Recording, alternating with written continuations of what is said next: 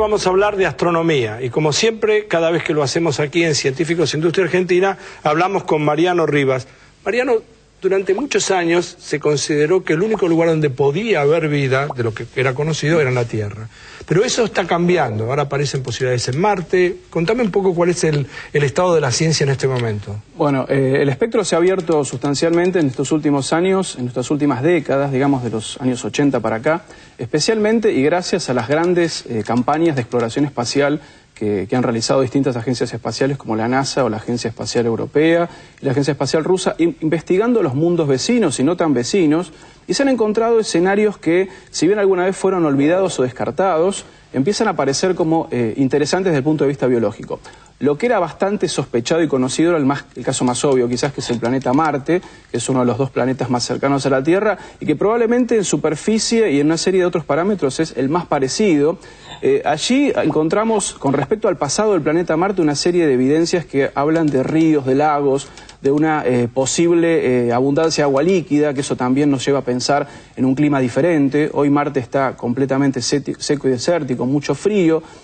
Probablemente Marte fue un escenario para la vida en sus primeros tiempos, por una razón no del todo clara. El planeta después perdió su atmósfera prácticamente y se convirtió en un lugar muy hostil. Sin embargo, hoy en día, en los últimos 10 años prácticamente, están apareciendo indicios muy interesantes, puntualmente de la evidencia de metano. El metano son hidrocarburos simples formados por carbono e hidrógeno en la atmósfera de Marte. El metano no puede estar porque sí en el aire marciano, sino que tiene que tener o un origen biológico o un origen geológico. El origen geológico en las zonas de detección está bastante discutido. Más bien se cree la variante biológica, que por ser demasiado fuerte está siendo harto estudiada, y se sospecha que a lo mejor es probable que en el subsuelo marciano, donde se sabe que hay grandes masas de agua líquida, eso está prácticamente demostrado, existan colonias de bacterias llamadas metanógenas que como resultado de su metabolismo exhalen metano. Así, esas bacterias existen en la Tierra en condiciones similares. Así que hay una posibilidad cierta, no confirmada, de que en Marte exista vida en este momento, pero de todas maneras eso va a requerir varios años más de exploración. Y después sí, tenemos una serie de mundos... Espera un poquitito, antes de que llegues a esos mundos. ¿Por qué cuando la tecnología no alcanzaba lo que se puede hacer hoy, por qué el hombre saltó tan rápido a una conclusión y decir la Tierra es el único lugar donde hay vida, cuando los métodos para medir eran tan primitivos comparados con los que hay hoy? Sí, justamente, ahí hay una serie de cosas que se van cruzando. La posibilidad de vida extraterrestre en Marte ya viene con una carga cultural que tiene más de 100 años, cuando a fines del siglo XIX se pensó que había civilizaciones inteligentes que habían construido canales, porque dicho sea de paso, algunos astrónomos, uno de ellos Percival Lowell, había creído ver redes de canales en Marte, y eso disparó una oleada de efervescencia marciana que la heredamos hoy en día. Fíjate que cuando hablamos de extraterrestres hablamos de marcianos, ¿no? Sí. Por algo es. Y la verdad es que muchas veces sí, hubo apresuramiento a descartar, pero como en la ciencia uno de los pilares es el escepticismo inicial, más vale dudar o desconfiar que aceptar cualquier cosa. Bueno, o decir no sabemos, que sería también bárbaro. O decir no sabemos, pero bueno... Pero no fue el caso, no se decía no sabemos. No. Se decía el único lugar donde hay vida es en la Tierra. Y después puede ser que en Marte haya agua. Exactamente. Eso es todo. Eso es todo. Y el agua resulta ser que está en otros lugares del sistema solar. A ver. Porque tenemos un océano global debajo de una cáscara de hielo en una luna de Júpiter, que se llama Europa, que es probablemente junto con Marte los dos lugares potencialmente más interesantes desde el punto de vista biológico.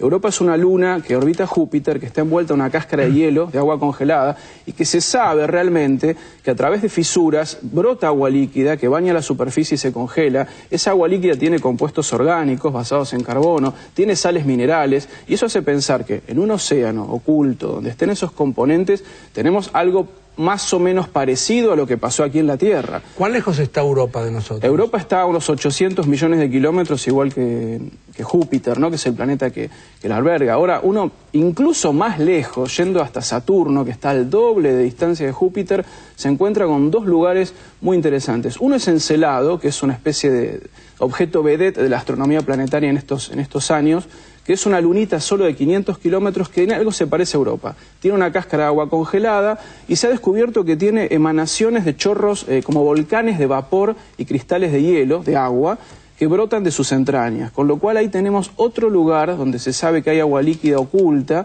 probablemente a temperaturas moderadas y con componentes orgánicos, ¿no?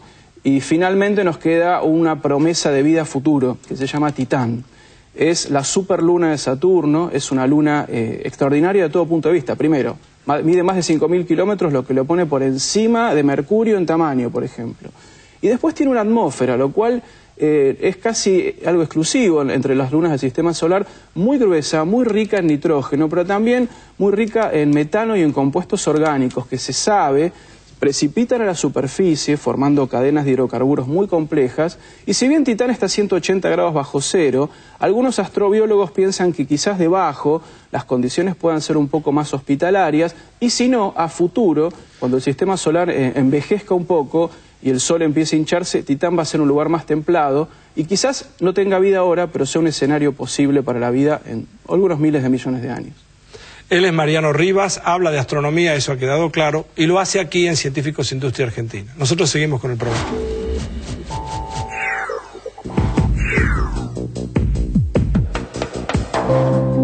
Desde las lejanas tierras del Japón, llega a nuestro país el maitake, un hongo comestible con propiedades medicinales.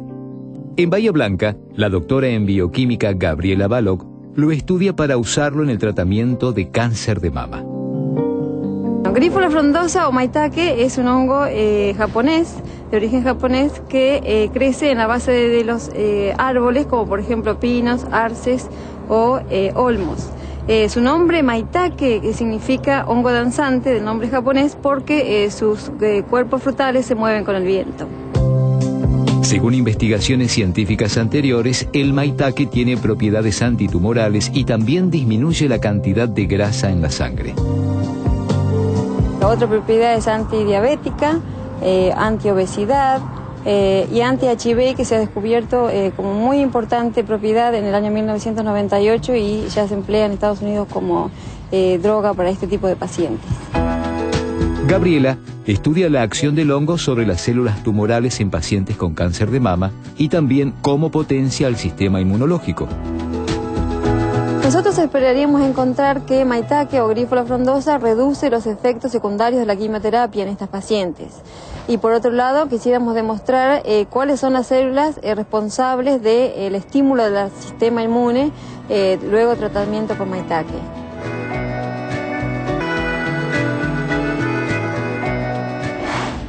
Para terminar, voy a plantear un problema que tiene que ver con lo siguiente. Vamos a suponer que en un colegio hay 100 alumnos, solamente para fijar las ideas. Supongamos que los 100 estudiantes rindieron 3 materias: matemática, física y química. Voy a poner matemática. Y resulta que pasó lo siguiente: de estos, matemática aprobaron 70 de los 100, física aprobaron 75 de los 100, y química aprobaron 80 de los 100.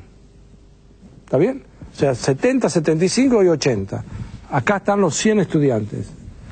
La pregunta es, no sé quiénes fueron los que aprobaron qué. Podría ser que los 80 que aprobaron química, de entre los 80 y 70 que aprobaron matemática, o que no. Y lo mismo con lo de física. La pregunta es, ¿cuántos tuvieron que haber aprobado seguro las 3 materias? Es decir, sabiendo que 70 aprobaron matemáticas, 75 física y 80 química, de cualquier forma, o sea, uno no sabe de qué manera. Seguro que tiene que haber un número, creo, que tuvieron que aprobar las 3 materias sin ninguna duda. A eso es lo que querría invitarlos a pensar. ¿Qué número de estudiantes forzosamente con esta distribución tuvieron que haber aprobado las 3 materias? Nosotros hacemos este programa con muchas ganas. Ustedes ven solamente mi cara, por lo menos al frente aquí dentro del estudio, pero hay muchísima gente trabajando, productores, cameraman, iluminadores, escenógrafos, sonidistas, directores, asistentes. Mucha gente, productores por supuesto, mucha gente que trabaja. Y lo hacemos en la televisión pública con muchas ganas, con mucho gusto, de estar aquí, en Canal 7, que es el canal suyo y el canal nuestro, y lo defendemos de esta manera. Chau, hasta la semana que viene.